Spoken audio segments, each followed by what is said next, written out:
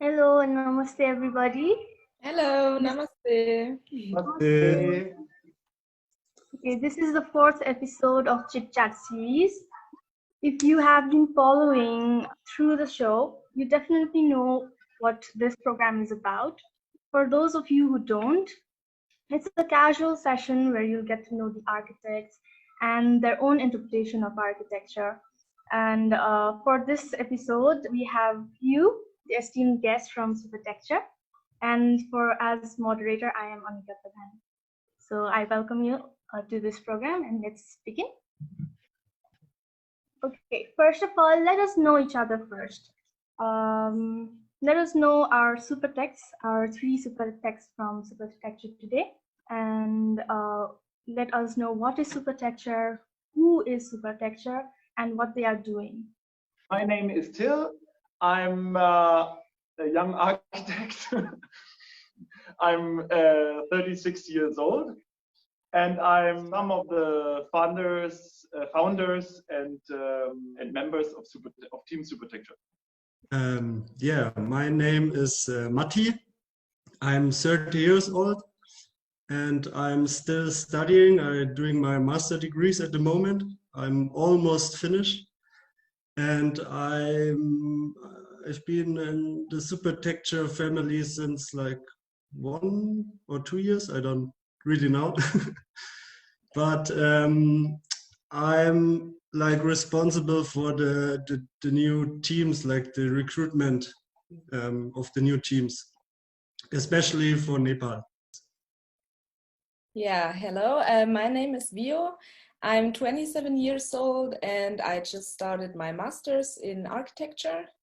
And I'm responsible for the relationship to the Nepal community to Germany. And to tell you something about Supertexture, Supertexture is a young, open movement of architects, not bounded to any university or any school of architecture. So we are kind of independent. And we ask young people, actually from all over the world, to participate in priceless or social design build projects all over the world.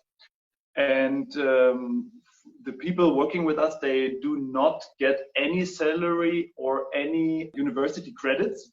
Everything is totally free. And we try to work in distinctive villages that we choose ourselves. One is in your beautiful country in Nepal. It's called Doksan, close to Nagakot. Another village where we're working is called Kipili. It's situated at Lake Tanganyika, the deepest lake in the world, in the heart of Africa, where we found a village at the coast of this lake where we're working. And our idea is to concentrate working with the people in this particular village for not losing experiences, but to continuously learning how to design, what to improve, the needs of the population, the needs of the people, etc. And of course, to build up a strong relationship with the young architects of the country. So we are recruiting people in particular in Germany, but nowadays from all over Europe. We have people from Australia. But our goal is to ask you, the young architects of Nepal, to join with us. So there is no hierarchy. We are just a family, and we want to bring young students and young architects from all over the world together to show that there is a certain superpower within architecture. So if we really want to choose to change something, we can. Architecture is not what we are told it is in school, to follow any strategies to build any house, but we are trained in creative, out of the box thinking with their artistical, so we are artists, and technical knowledge. So who, if not us, can, sorry for those words, change the world, make it a better place, and come up with creative solution for a social and environmental friendly future. And that's what we are doing in your beautiful country in Nepal. So your projects are in like South Africa and Nepal. So how and why did you select these areas? Yes, we have some ideas for our work. One is that we organize bigger projects, like, for example, a school or a kindergarten or any other social project, and we divide our whole architecture into pieces, the very rooms of every architecture. So a school consists of many different classrooms. And then we invite you, young architect, to join our team and to be fully responsible for this room and to start researching local, underestimated, traditional, environmentally friendly materials. So the place that we are choosing must be, first of all, have a potential for this kind of research and this kind of architecture. Second of all, it must be profiting from social architecture. Yeah, so we that's why we go to other countries to search those places. And then we have another idea. We don't want to be those projects depending on donations all the time. That's why we invented a social entrepreneurship. Is a motto for our project, and we decided to build a hotel, a small hotel. This small hotel will be owned by the population in Doksan, in Nepal. We were founding a corporation together with the people in our village, and we have 1,000 owners for our hotel, and everybody of those 1,000 people will earn money in the same way.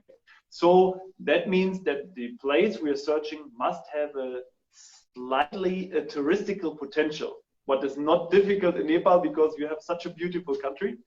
But in fact, we choose a site where the people are cool, where the need for social architecture is given, and where we have touristical potential for this social motor.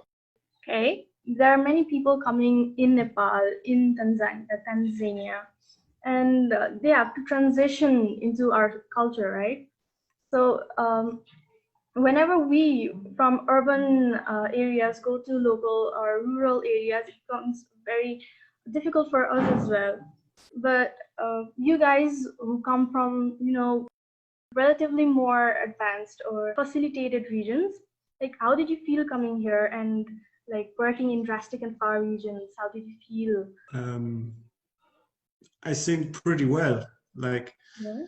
it's a different location or new environment, and as you said, it's still like a big change because like our facilities here in Europe, they're maybe better than in your country, but if you like to travel and explore new things, it doesn't matter, it's more about like the culture or the people and what makes it like easier to live or to go to those countries. And it's not important how how the facilities are. I mean, so, and I really like it and enjoy it, like the simple things you have. Yeah, I think all members of Supertecture who wants to go abroad really like to learn more about the culture and how the people actually live there. And that's also part of the architectural part, like to see how to build there and what the people really need. Because like in really big cities in Europe or somewhere, we have so big buildings and big things we actually sometimes don't really need. So it's really nice to go in like a really small village in another country with another culture to see how they live. Yeah. And talking about the architecture itself that we are providing, the strategy with which we are working is coming with a plain white paper. So we have the idea of providing a school, or in our case, a school extension, but we want to detect materials and technologies from Nepal that we are not aware of when we're sitting here in Germany. That's why we're bringing people. Now they're very German. We hope in future they're international and they're mostly Nepalese. And then they start researching together with the population, with their needs, with the given materials, with the conditions on site, with climate, etc., to find a suitable, very small solution for one room. And that's our strategy for making the architecture, even if it comes from another country abroad, very fair to the very site where we're working. Thank you. Cool. So now that we are more accustomed to you, let's proceed with first part of our chit chat. We're gonna have a question and answer round, which you have to answer in a very short, very prompt manner.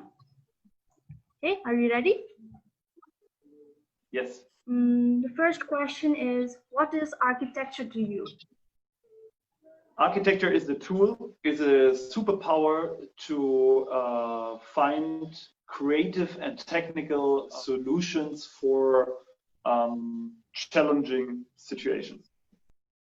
Yeah, architecture is like kind of a culture. Like it shows the world how people are living, or like in every country they have different architecture and like different situations, and the buildings are showing other people's kind of how they live. So for me, maybe architecture is atmosphere, like the feeling you have when you are around a building, in a building, and spaces. Yeah, so maybe it's combining great design with all social aspects. Thank you. The next question is, what do you think of architecture in Nepal? I think, of course, as everybody knows, Nepal has a huge architectural tradition. Nepal has, as the only country in the world, topography from 0 meters to 8,850 something meters. So within this topography, there is all the potential of climate, materials, technology. Nowadays, Nepal has a kind of struggle dealing with this huge tradition. So where is the future of Nepalese architecture? Then you're an earthquake struggled country, so that demands technical answers. I feel the answers that the majority of Nepalese people finding for architecture at the moment, they're not so super suitable for your country, for your very extraordinarily beautiful country. But at the same time, I feel the young power of you young architects uprising, and I am very, very much sure that in 5 or 10 or more years, Nepal has a great architectural future with a lot of creativity, extremely suitable for your own country. Thank you, Till. Nati? When I first came to Nepal, it was like really interesting architecture. I really like the city Kathmandu with this like tall buildings and narrow streets. It's really kind of comfortable, and it remembers me a little bit of the game Tetris, you know, where the like the blocks coming up and Yeah. like there's lots of houses and blocks, and then sometimes between there's a really old traditional temple or house.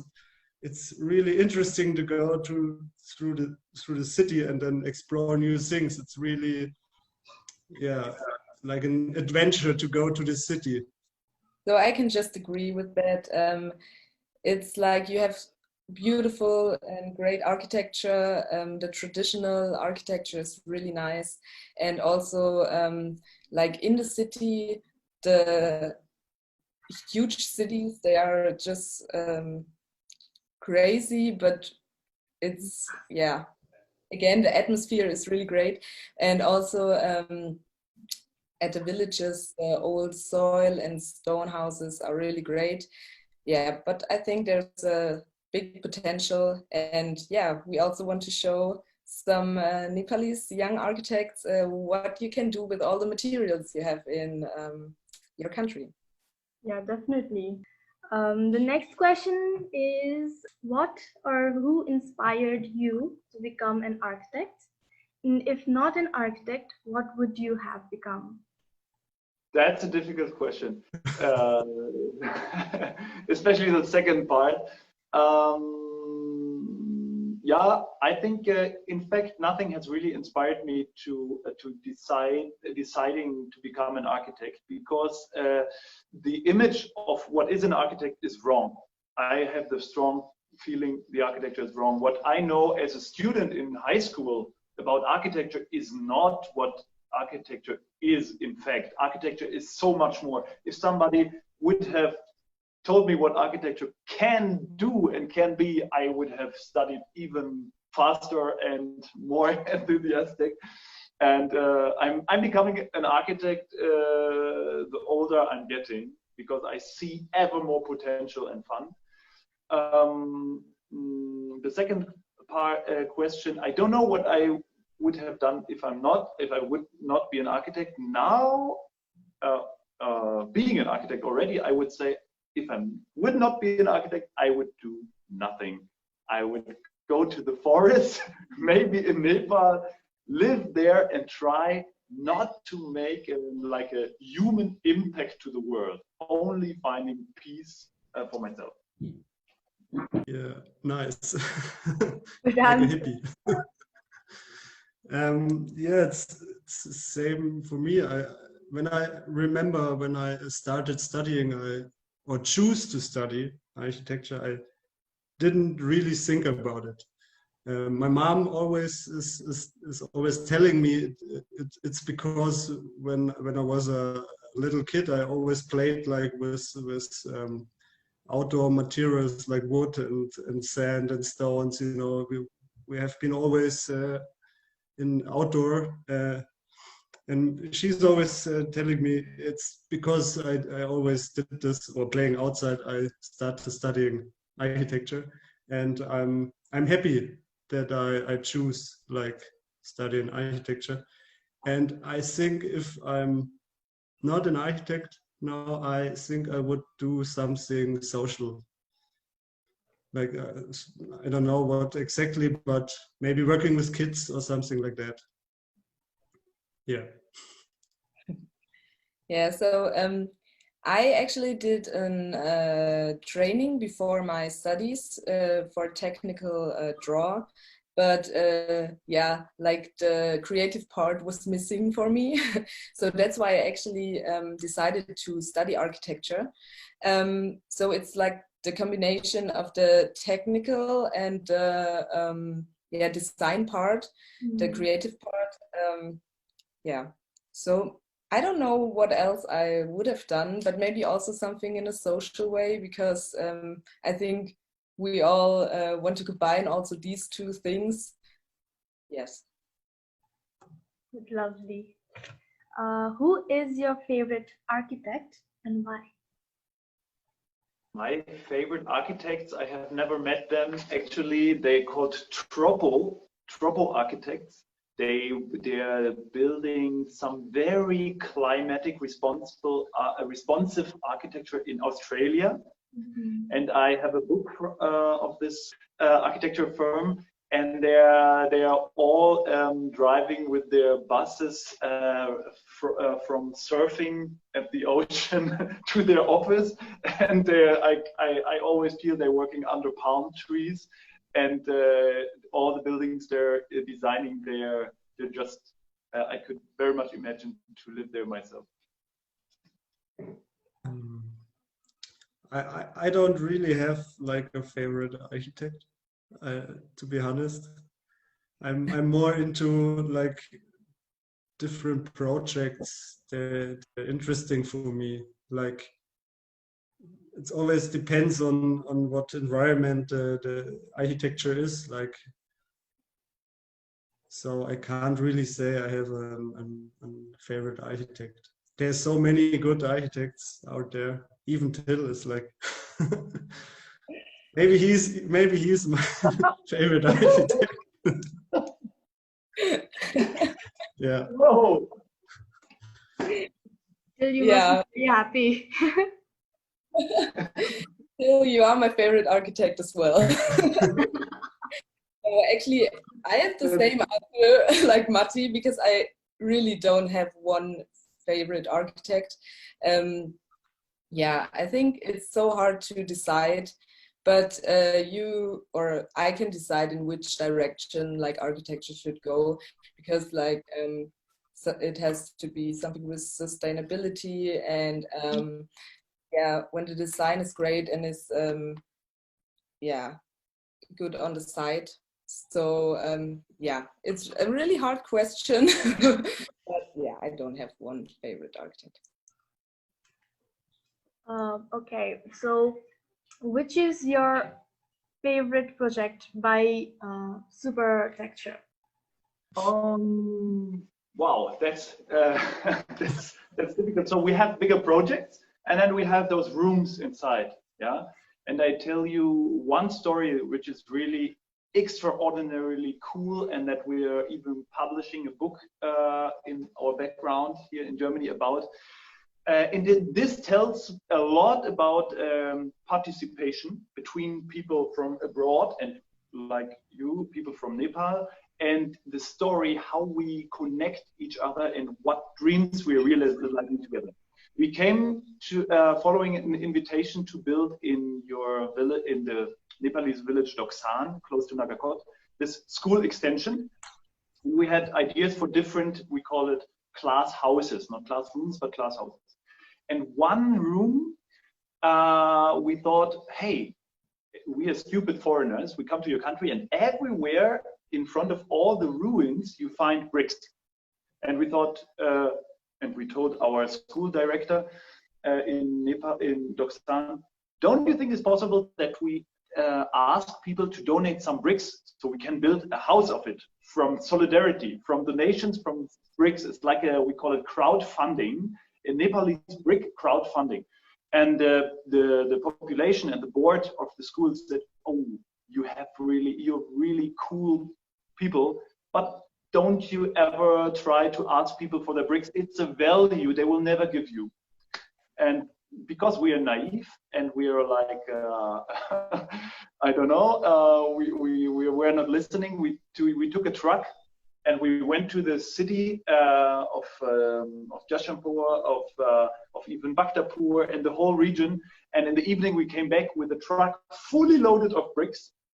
In the end, we did this, I think, at least 10 times, and we collected more than 15,000 bricks of 50 different types. And we were building in one small classroom house 50 different bondings of your very traditional old bricks, some of very old houses. And now this building is such a big story that even the people in the village were not believing.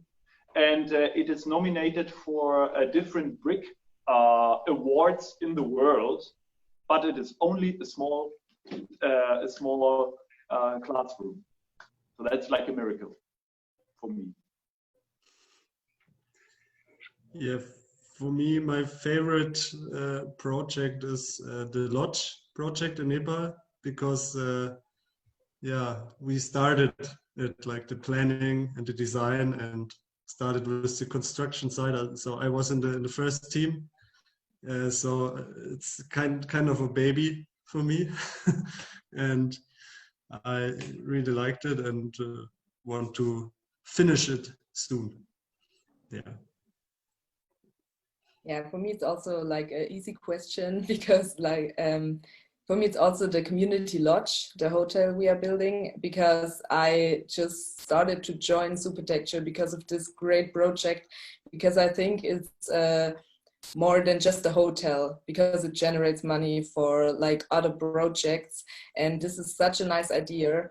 And yeah, so last year I've been there and worked at the construction site, and it is just so much fun, and it's so nice, and it's gonna be a really good hotel.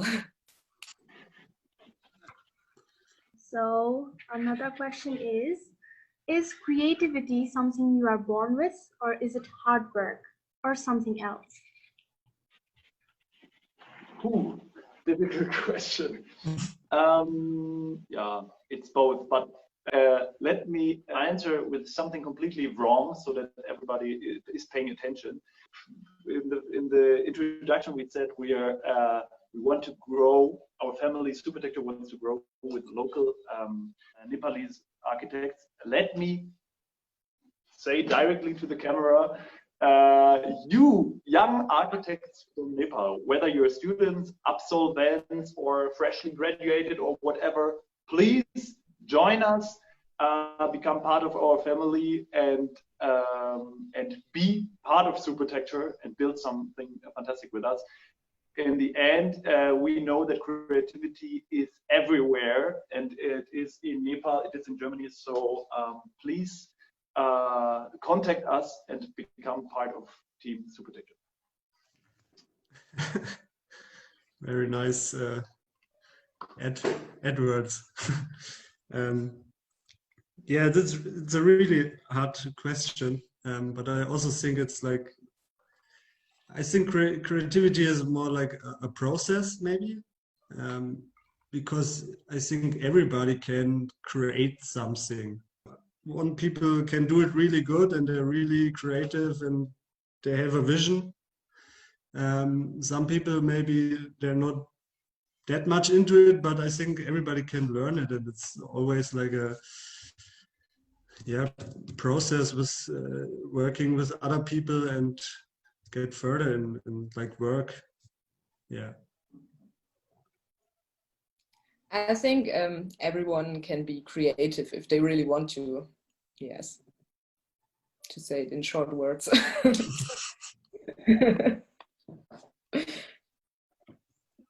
So the final question for this round is, do you think formal architecture education prepares you for the architectural career? Yes, that's a very good and important and easy question. From my radical perspective, I say no, because the question itself is wrong. What is the professional career of an architect? This is the box where the whole society, your society, our German society, they want us young architects to be in. I think here in Germany, where we have so many regulations, that the architect whom we are thinking of is responsible for creative invention. He's in fact the one stopping all the people from creative inventions, because we are like the police, the army of creativity. We think it's only us. I think architecture is so much more, and Supertecture feels like responsible to tell young architects, don't believe what the world is telling you about architecture. That's wrong. Architecture is so much more, and that's why the education for architecture is of course wrong, because it is limiting your perspectives. I can agree with Till's statement, because if you look on the studying time, it's like you always doing like fictional stuff, and you don't really learn about the real world of an architecture. It's like two different worlds, and it's really different if you finished your studying and go working. It's like kind of something different. I mean, you learn a little basics, but yeah, it's not the same. Okay. Basics are given in university, but I think it's definitely a little bit different when you go to the wide world and try to build something. Yes. So we have come to the end of this round. This was a very long round. Now we're gonna do it very short, very short answers. This session is called fill in the blanks. So I'll give you an incomplete sentence, and then you'll have to complete that sentence. Did you understand the mode of this question? Fill in the blanks. Okay. So I feel nervous. first question is, my vision for next year is dash. To finish the lodge in Nepal. Finishing the lodge. Finish a lot.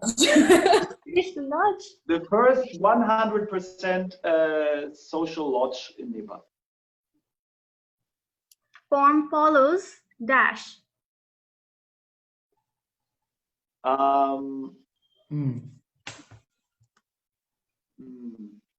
Can we keep it a dash? Doesn't really need an answer. I say dash. That's such an old image. It is like transporting the old image of architecture. Let's make it new, and let's say we have to reinvent the sentence. Form follows. Form follows fantasy. That's nice. Creativity. I love it. Great. I think we just all stick with that. Everybody? We love fantasy. Yes. My biggest professional weakness is dash. Being on time.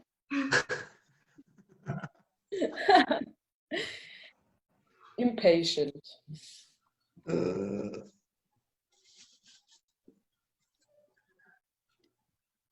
Once somebody told me I'm too nice.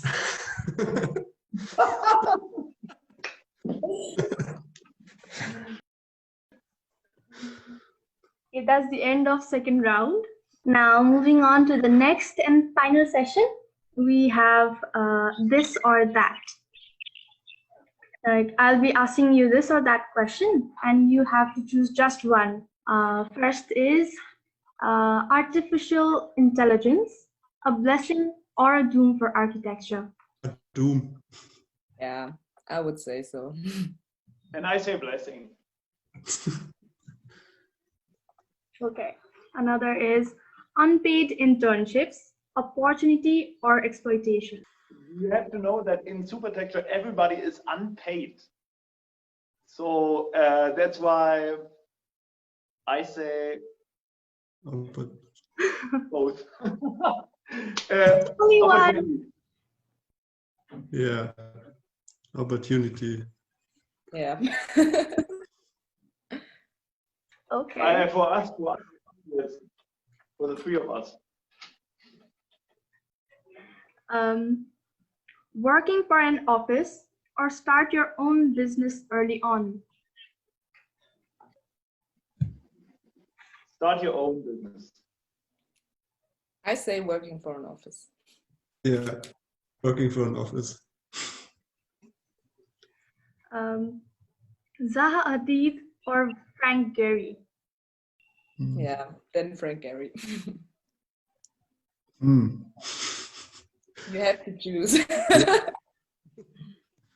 Yeah, I go for Gary as well. What about Till? Gary. Gary? Okay. So another is Le Corbusier or Mies van der Rohe?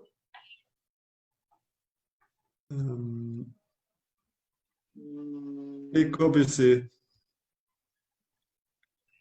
Difficult. I say Mies van der Rohe. I think Corbusier was more theoretically, so he gave us a lot of writing and thinking. So I go with Corbusier as well. Less is more or less is bore?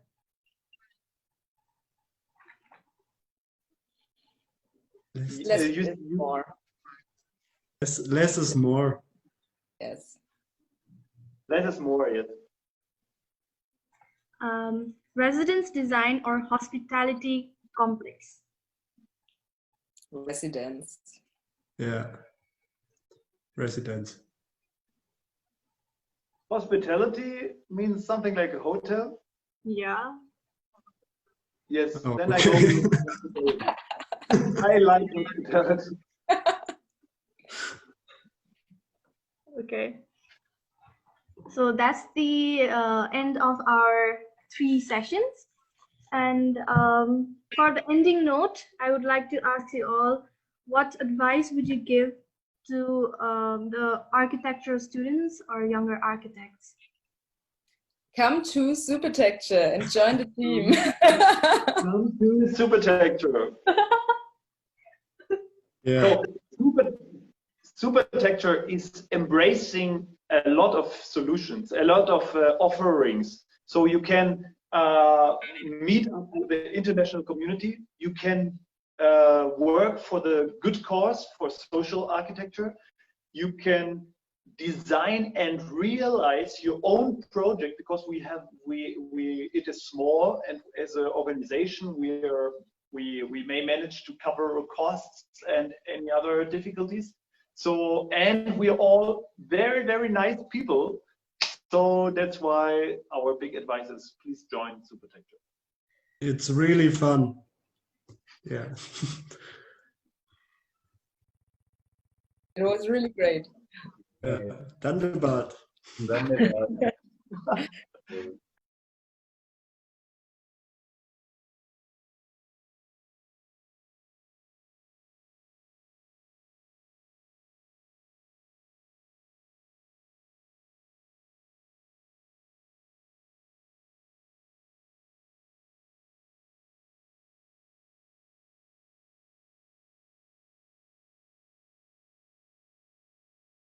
Now we are at the end of the whole program. And first, lastly, I would like to really thank you. I'm really grateful. We all are actually very grateful that you accepted our invitation. And I think this program will definitely hit young architects and students. And thank you so much to all of you. Thank you Thank so you much. too You. for Thank you. inviting